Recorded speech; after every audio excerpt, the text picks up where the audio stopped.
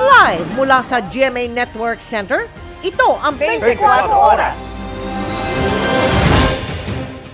Magandang gabi po, Luzon, Visayas at Mindanao.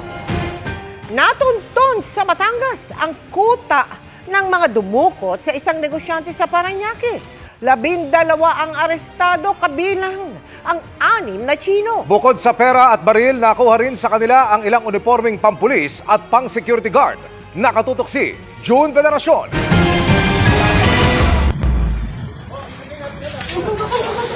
Armado ng matataas na kalibre ng baril, pinasok ng mga tauhan ng PNP Anti-Kidnapping Group ang isang safe house umano ng mga kidnapper sa Batangas. Hindi na nakaporma ang mga kidnapper.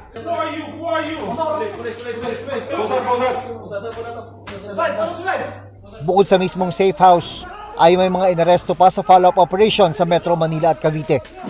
12 lahat ang hinuli, kabilang ang 6 na Chinese. Nakuha sa kanila ang mga baril at higit 1 milyong piso at mga uniforme umano ng police at security guard. Nakita rin po doon isa-isa sa mga sasakyan bagong patay na uniforme ng security guard, pati na rin na police.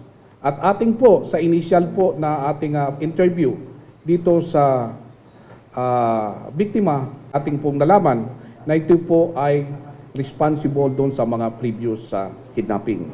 July 1 ang dukutin umano ng mga sospek ang negosyanteng biktima sa Parañaque City. Pagkatapos ay itinago siya sa safe house sa Batangas. 12 araw pagkatapos i-report ang insidente, naglunsad ng operasyon ng PNP AKG. Nakapagbayad na daw ng 1 milyong piso ang pamilya ng biktima pero hindi pa rin pinakawalan.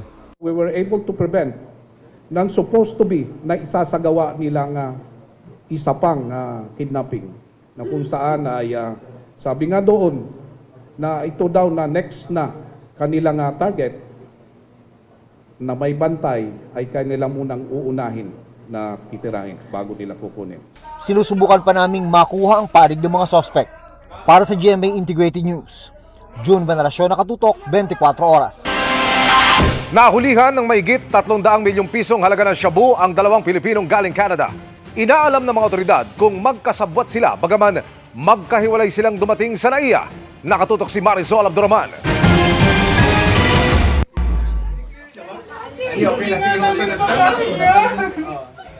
Nag-iiyak at nagsisigaw ang 2 magkahiwalay na nahuli sa NAIA 3 kahapon sa isang araw. Parehong nakita ng iligal na droga ang 2 na kapwa mula Canada. Ayon sa mga otoridad, unang dumating ang lalaki alas 11 ng umaga. Yung passenger from Canada, nag-connecting flight po ito via Hong Kong, then from Hong Kong to the Philippines. Nung pagdaan po ng luggage doon sa X-ray machine po ng airport, it was detected for suspicious indication. Nung meron hong indication doon sa X-ray machine, pinadaan natin yung ating K9 unit doon, nag-sweeping, umupo yung aso. So that's another indication na most likely may nilalaman na illegal na droga. Nasa 20 kilong shabu ang nakuha umano sa bagahe ng lalaki. Nakatumbas ng 140 milyon pesos ang halaga. Alas 2 ng hapon naman nang dumating ang babae may bagaheng nahulihan ng 24.2 kilo o 164.7 milyon pesos na shabu. Tinitingnan ng mga otoridad kung may ugnayan ang 2, lalo't pareho umano ang packaging ng mga illegal na droga. They both came from the same airlines, the same airport of origin, same port of destination. Could it be related?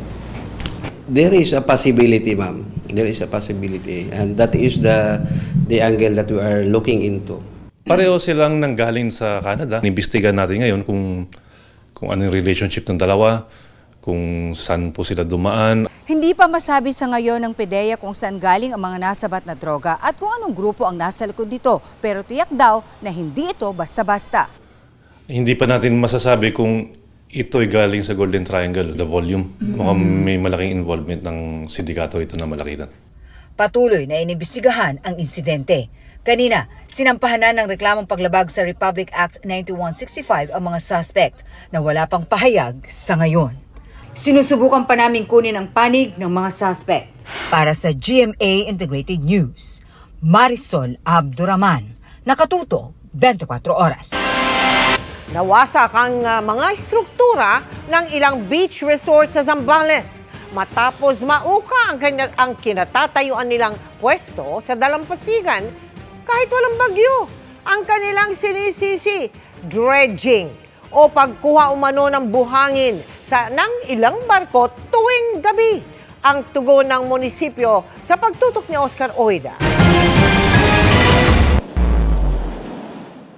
Giba-gibang mga istruktura ng mga resort dito sa Barangay Liwliwa sa San Felipe, Zambales ang dinatnan namin kaninang umaga. Ang gusaling ito, itinali na lang para di tuluyang mabuwal.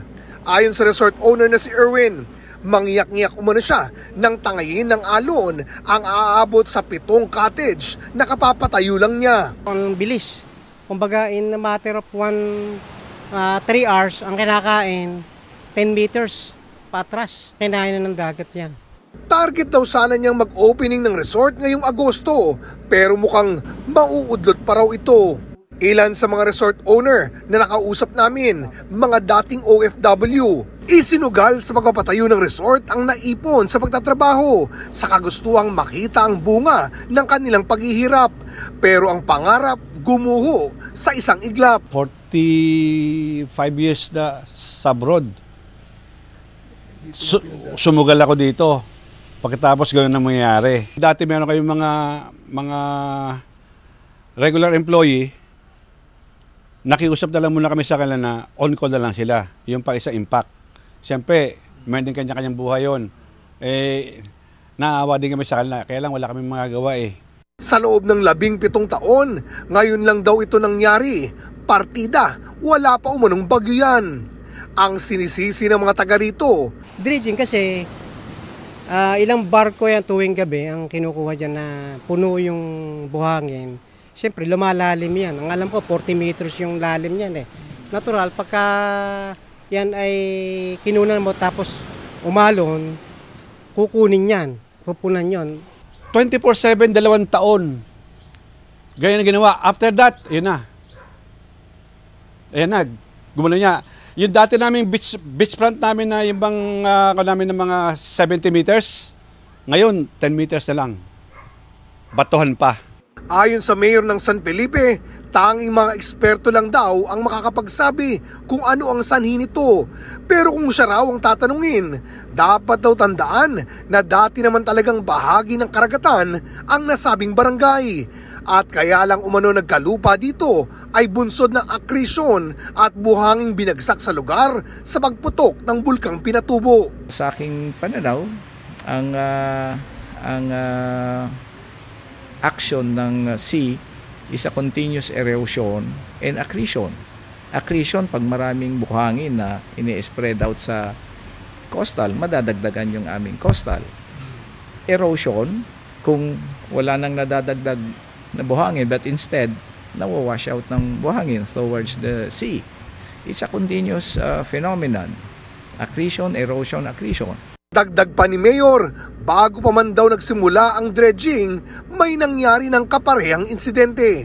Even before nag-start yung dredging dyan sa Santo Tomas River, that was December of 2023, if I remember correctly, meron na pinadalang letter ang DNR dun sa isang structure dyan notice of violation, notice of I think instructed pa sila to leave the coastal area. Sa ngayon, nakikipag-ugnayan na umano ang pamunuan ng San Felipe sa mga eksperto sa kung ano ang pinakamainam na hakbang para masolusyonan ang problema. Para sa GMA Integrated News, Oscar Oida, nakatutok, 24 oras.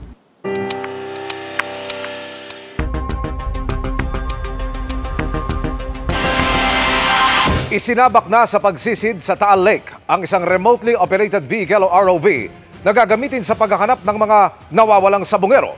Live mula sa Laurel, Batangas, nakatutok si Rafi Tima. Rafi! Email ito nga ang unang araw ng paggamit ng Philippine Coast Guard sa kanilang remotely operated vehicle o ROV sa kanilang paghahanap nga sa mga labi ng mga missing sabungero. Tulad sa mga technical divers ay problema na rin ng ROV yung limited visibility dito sa ilalim ng Taal Lake. Lula ng isang malaking bangkang pangisda, pinuntahan ng mga kawani ng Philippine Coast Guard ang boyang inilatag kahapon malapit sa lugar na nauna na nilang sinisid.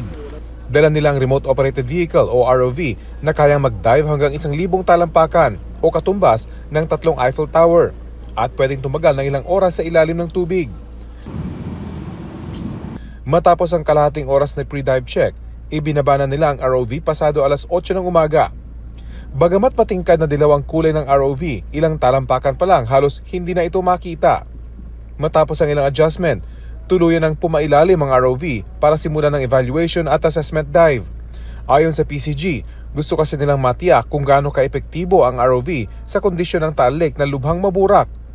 Dahil gumagamit ito ng maliliit na LSC o thrusters, madaling mabulabog ang burak na posibleng lalong magpalabo sa tubig. Ngayong araw nakatatlong dive ang ROV sa kabila ng pagsama ng panahon ngayong hapon.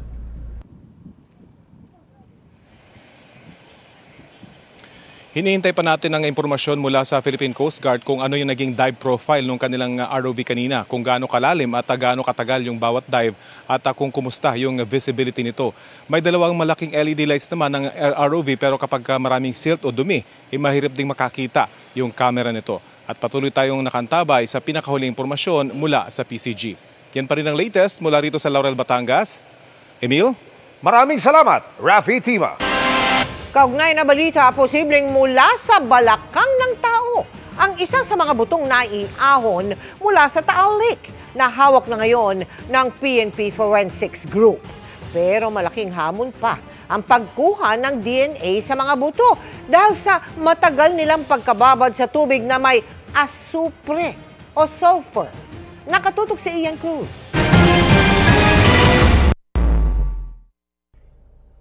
Isa sa mahigit 70 buto mula sa Taal Lake na hawak ng forensic group ng PNP sa Camp Crame. Ang butong ito na may habang 8 pulgada. Sa itsura at istruktura, ipinapalagay ng PNP Forensic Group na buto ito mula sa balakang ng isang tao. Hip bone po. Bakit po nasabing hip bone? Kasi andun yung mga structures na qualify na hip bone, andun yung iliac crest niya, andun yung obturator foramen na indicate na nasa part na siya talaga ng hip bone. Posible rin anyang mula sa iisang tao lang ang na-turnover ng mga buto. Ang itsura niya, parang it can appear that it belong to one person kasi may dalawang hip bone, tapos andun yung sacral bone niya, tapos meron ding lumbar bone. Possible na isa. Mahaba pa ang proseso ng pagdaraanan ng mga buto bago makuha na ng DNA profile.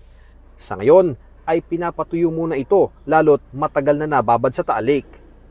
Sa machine po na yan, i-extract yung DNA mula dun sa buto na nakuha nga po doon sa Taal Lake. At pag nakuha na yung DNA, dito naman po yan dadalhin sa laboratory na ito. Nandyan po ang genetic analyzer.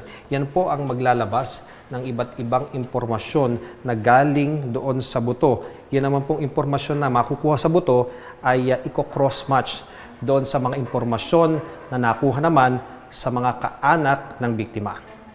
Hamon din sa pagkuha ng DNA ang pagkababad sa tubig na may sulfur dahil sa pagputok ng bulkan. May chance naman po, makakakuha pa rin po kami. Regardless po, ang pangako po namin is we will do our best po para makapag-generate kami ng DNA profile. Total nila sa buong katawan ay may mahuhugot na DNA. Hindi katulad ng fingerprint, dito lang po sa mga daliri o sa DNA fingerprint po, lahat po yan yung at ang pati na katawan ng tao, practical. Pati libag mo, pati sa skin. Sa ngayon, 18 kaanak na mga nawawalang sabungero ang nakuhanan ng DNA para ikumpara sa DNA sa mga buto. Emosyonal ang ilan sa kanila mula nang kuhanan ng DNA sample nitong Biyernes hanggang kanina. Naisip ko po yung kung totoong ginawa ng hirap na pinagdaanan ng anak ko na halos sa kagat ng lamok ayo kung padapuan yung anak ko. Tapos, yung naisip ko po yung pagkitil na ginawa nila sa buhay na pinahirapan nila ng ganun. Sabi po namin sa isa't isa lang na may magmatch sa amin. Kahit hindi po ako, kahit hindi po siya. Basta isa lang po sa amin. Hustisya na po talaga yun eh. Kasi ibig sabihin po nun, lahat ng sinabi ni Totoy, totoo. Hindi aalis sa Taal Lake ang 4 na team ng forensic group hanggang kailangan sila roon dahil sa kanila nililipat ang responsibilidad sa mga nare-recover na ebidensya sa oras na maiahon ito ng Philippine Coast Guard sa lawa. Kaya nga methodical yung ginagawa namin, systematic, at naka-record po lahat, video, saka sinusulat o nire-record po lahat ng aming mga forensic teams. Sa Kamara, may inihain ng resolusyon para imbestigahan ang kaso ng missing sabongeros. Nakasaad din sa resolusyon ang pagbuhay sa Quadcom na binuo noong 19th Congress para pangunahan ang investigasyon. Para sa GMA Integrated News, Ian Cruz, nakatutok 24 oras. Tetestigo na rin sa kaso ng missing sabongero ang lalaking nahulikam na nag-withdraw gamit ang ATM card ng isa sa mga nawawala. Ayon yan kay Dondon Patidongan na nagsabing tauhan niya ang nasa video. Yan ang aking tinutukan, eksklusibo. January 14, 2022, nang magkakasabay na nawala matapos magsabong sa Santa Cruz, Laguna, ang magkakaibigang sina Ferdinand Dizon, Manny Magbanwa, Mark Fernandine at Melbert John Santos. Kabilang sila sa 34 na nawawalang mga sabongero. Higit 2 oras ang lumipas matapos na iulat silang nawawala. Nakuhanan ng CCTV ng isang bangko sa Lipa City, Batangas ang lalaking ito na nagwi-withdraw sa isang automated teller machine. Sa investigasyon ng PNP, ATM card daw nang nawawalang si Melbert John Santos ang gamit ng lalaki. Ayon sa dokumentong nakuha ng pulisya sa bangko, nakapag-withdraw ng kulang 30,000 pesos sa 4 na transaksyon ng lalaki mula sa account ni Santos. Kung ma-identify po natin itong nag-withdraw sa ATM, siya po ang magbibigay liwanag dito sa investigasyon na to kung bakit po napunta sa kanya yung ATM ng isang biktima. Ngayon, matapos ang mahigit 3 taon, sa pamamagitan ng whistleblower na si Julie Dondon Patidongan alias Totoy, nagkaroon ng linaw kung sino ang lalaking ito.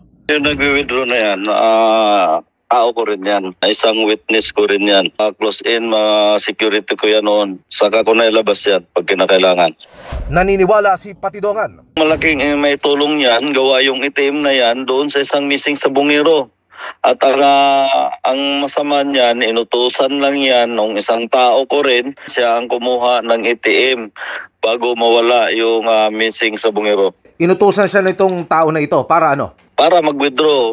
Nanawagan si Patidongan sa iba pa niyang mga tauhan na lumantad na. Kabilang sa kanila, ang 2 lalaking nakuhanan ng video na bumibitbit sa isa pang nawawalang sabongero na si Michael Bautista sa isang sabungan sa Santa Cruz, Laguna. Yung sila at saka si mga tao ko lang din yan. Ang masama lang, nakuhaan sila ng video at todo tanggi at ginamit pa sila ni Mr. Atong Ang na mag-witness against sa akin dahil ako ang tinuturo nilang mastermind.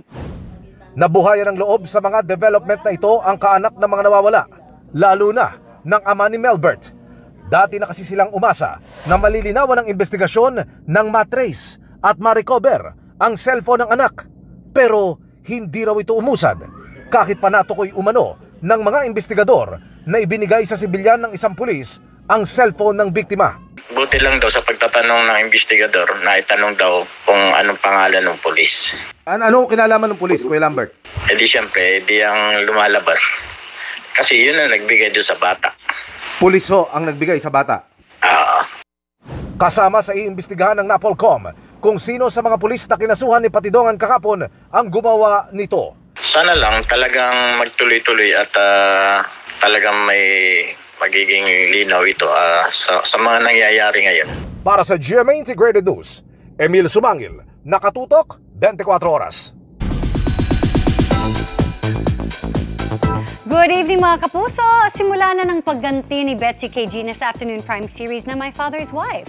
At kung intense ang mga eksena on cam, kabaliktaran muna yan off cam dahil nagbonding ang cast sa isang pickleball match. Makichika kay Athena Imperial. Napaka-bitter mo! Lalong tumitindi ang emosyon na kailangang ibuhos sa GMA Afternoon Prime drama series na My Father's Wife. Papunta na kami sa week 8, so pabigat na ng pabigat at malupit na talaga yung mga twist ng mga plot twist ng storya. Yung galit ako, tapos hinahabol ko si Gina kasi nga nahuli ko na she's pregnant. It's all shouting, anger, crying. Anong ginagawa niyo dito? At dahil 4 to 5 times a week ang taping, kailangan na ng break ng cast. Last week, nagbonding sila through pickleball. Ang tumayo nilang coach, si Gabby Concepcion na currently into this sports trend. Parang team building lang yan. Pagka yung kaharap mo, hindi mo masyadong kilala, hindi ka familiar, ang hirap ilagay dun yung character. Pack up kami 2 a.m. tapos, ay, pickleball pala, gising ng 7 a.m. That time kasi, parang matagal na namin na-schedule. At ang pinaka-competitive, ang castmate nilang hindi nagpapatalo sa role sa My Father's Wife. Hazel kasi. Oo. Kasi para silang true to life na talagang lumalaban. I'm very competitive talaga. Ayoko nang natatalo. Kahit beginners yung iba, like sila Jack or sila Andre, talagang papaluan ko sila ng, hindi naman super pero hindi ko sila tinitreat as beginners. Looking forward ang cast na maulit ang kanilang pickleball matches. Athena Imperial updated sa Showbiz Happenings.